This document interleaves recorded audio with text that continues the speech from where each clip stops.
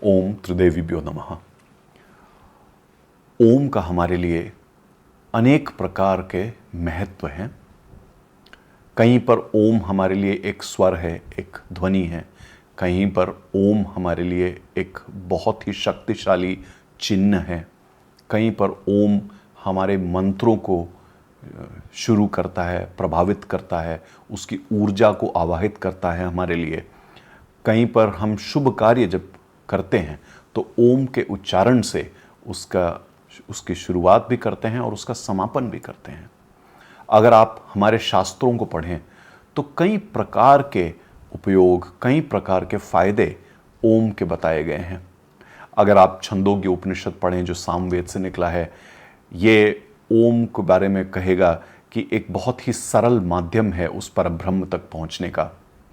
अगर आप मुंडक उपनिषद उठाएं जो अथर्ववेद से निकला है, तो ये बताएगा कि प्रणव साधना एक धनुष की तरह है जिस पर आप अपने आत्मा को तीर रूपी प्रकार से चढ़ाएं और जब आप उसको खींच कर छोड़ें तो आपकी आत्मा सीधे परमात्मा परब्रह्म तक पहुंचती है। और ऐसे कई उल्लेख आपको मिलेंगे। मैं आपसे बात करता रहूँगा प्रणव साधना के बारे में कई वीडियो में, और मैं हर बार कुछ न कुछ नई चीज़ आपको बताऊंगा। पर आज मैं बहुत ज़्यादा विस्तार में नहीं जाना चाहूँगा। आज मैं ये चाहूँगा, ये प्रेरित करना चाहूँगा आपको कि आप अपनी दिनचर्या में ओम के उच्चारण को लाएं और इसको अपने आचरण में उतारें पूरी तरीके से। ओम की ऊर्जा को पूरी तरह आप ग्रहण करें। अब आप कई जगहों पर, अनेक वीडियो में, किताबों में ये देखेंगे कि ओम के उच्चारण के कई प्रकार, कई विधियां बताई गई हैं। कोई आपको बताएगा वैखरी वाणी, जो कि हम सामान्य तरीके से जो बातचीत करते हैं उस वाणी में उच्चारण करने के लिए। कोई मध्यमा में कहेगा, कोई परा में कहेगा, कोई पश्यंती में कहेगा, कोई ये कहेगा कि आ पर आप जोर दें, कोई ऊ पर जोर दें, कोई माँ पर जोर दें। ऐसे कई विधियां हैं। 108 से ज़्यादा विधियां हैं जिनसे आप ओम की साधना, प्रणव साधना, ओम का उच्चारण कर सकें। इनमें से कई हैं जो आपके चक्रों पर हैं और कई अलग अलग विधियां हैं। हम इनके बारे में बातें करते रहेंगे, पर आपको ये सभी कुछ सीखने की आवश्यकता नहीं है।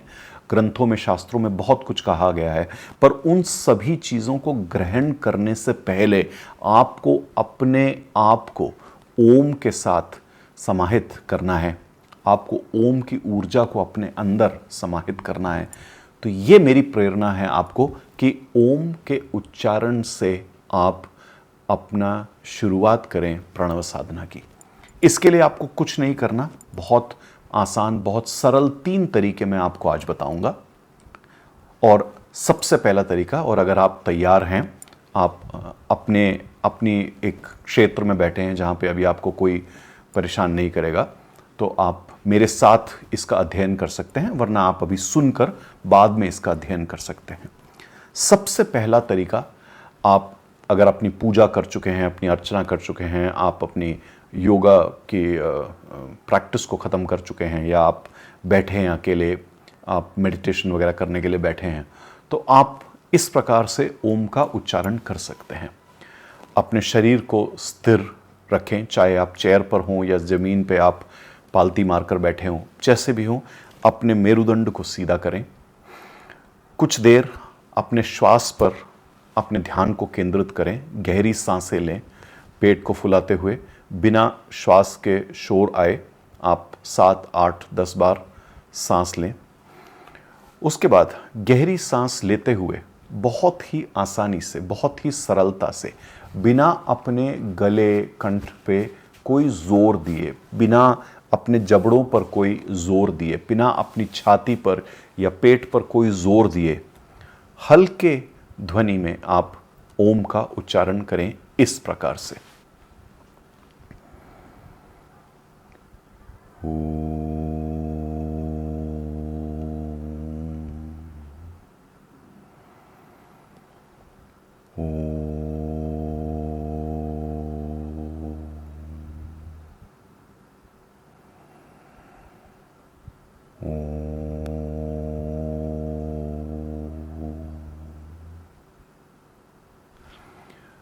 इसका 11 बार आप आवर्तन करें शुरुआत में और धीरे धीरे इसको बढ़ाकर 108 तक ले जाएं।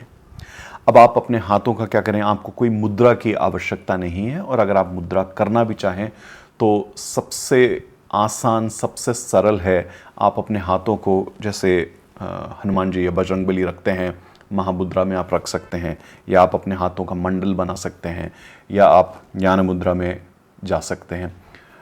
पर ऐसा कुछ भी करना आवश्यक नहीं है अगर आप शुरुआत कर रहे हैं इस साधना की।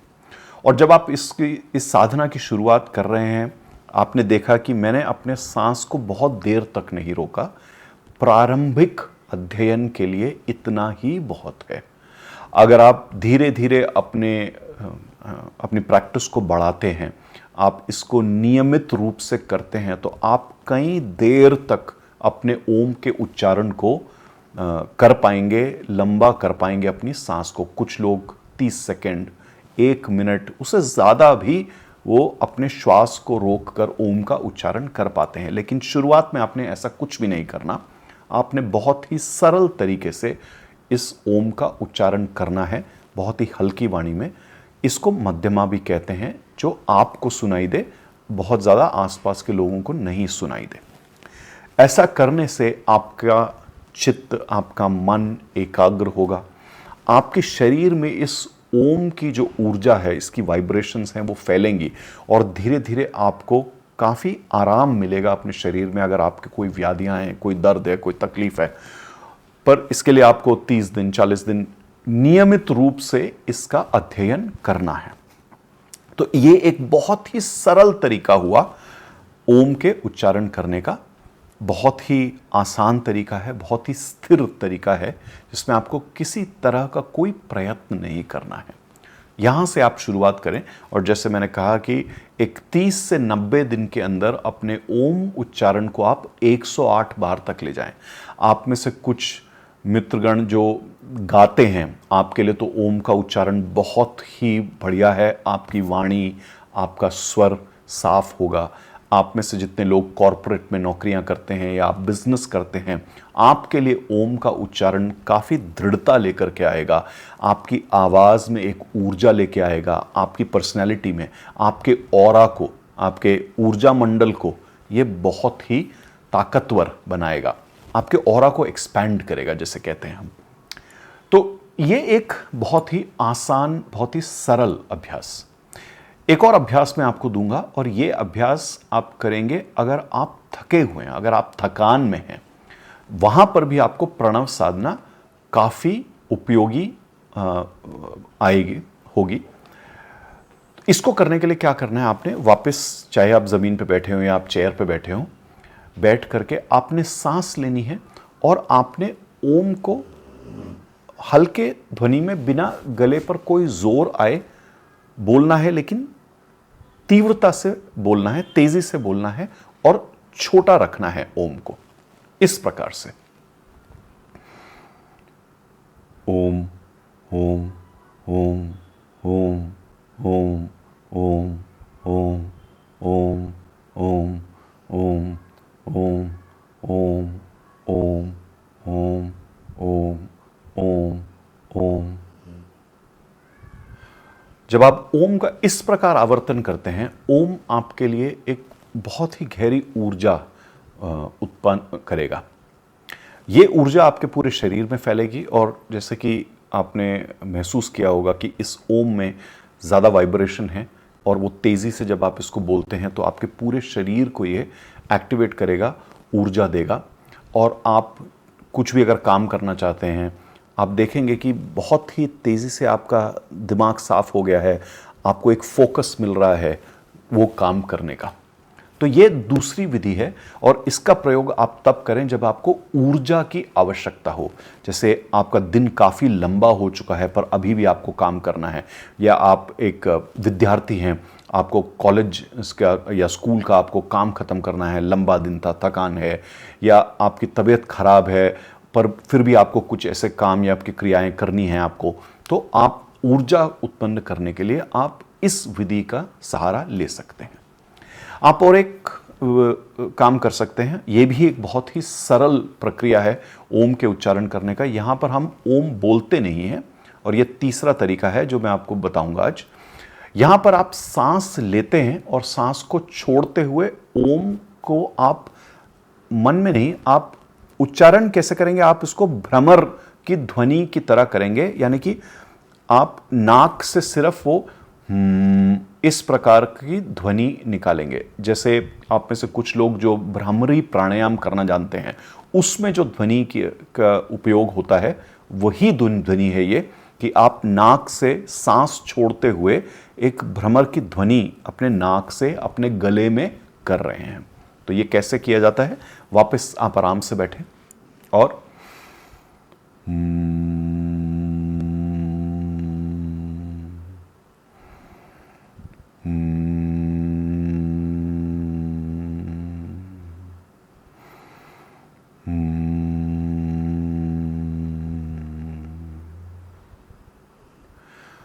तो यहां पर आप देखेंगे कि जब मैं सांस छोड़ रहा हूं, मैं अपने मुंह को खोलकर ओम का उच्चारण नहीं कर रहा हूं, केवल यह ध्वनि गले और नाक से एक भ्रमर की तरह, और मां की ध्वनि आपको ज्यादा आएगी इसके अंदर।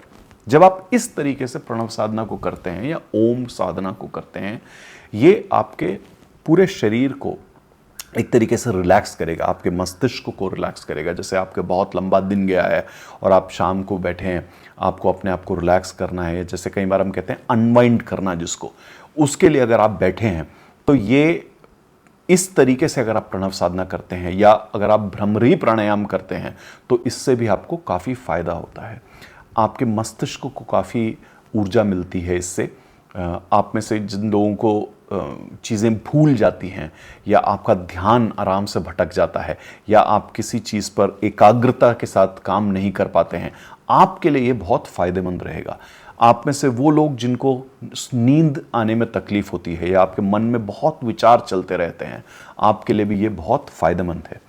इस प्रकार के से ओम का उच्चारण करने के बाद आप सीधे अपने जो भी ध्यान या धारणा आप करना चाहते हैं या जिस भी तरीके के आप मेडिटेशन करना चाहते हैं, आप उस पर भी आप जा सकते हैं। मंत्रोच्चारण से पहले इस तरीके से ओम का उच्चारण करने से भी आपको काफ़ी फायदा होगा। तो मेरी आपसे ये अपेक्षा है, ये प्रेरणा मैं आपको देना चाहूँगा कि आप ओम के उच्चारण को, प्रणव साधना को, इन 3 तरीकों को अपने जीवन में लाएं। उसकी ऊर्जा को आप समाहित करें अपने अंदर और अपने लिए अनेक प्रकार के रास्ते खोलें, अनेक प्रकार के फायदे आप इकट्ठा करें। कुछ आपके तन के लिए, कुछ आपके मन के लिए, कुछ अपनी चेतना के लिए। और आप बहुत जल्द देखेंगे, एक 30 से 90 दिन के बीच में जब आप इस तरीके से प्रणव साधना को नियमित रूप से करते हैं तो आप देखेंगे कि आपके जीवन में कितनी सारे बदलाव स्वयं ही आ रहे हैं बिना किसी प्रयत्न के। देवी आपके साथ रहें।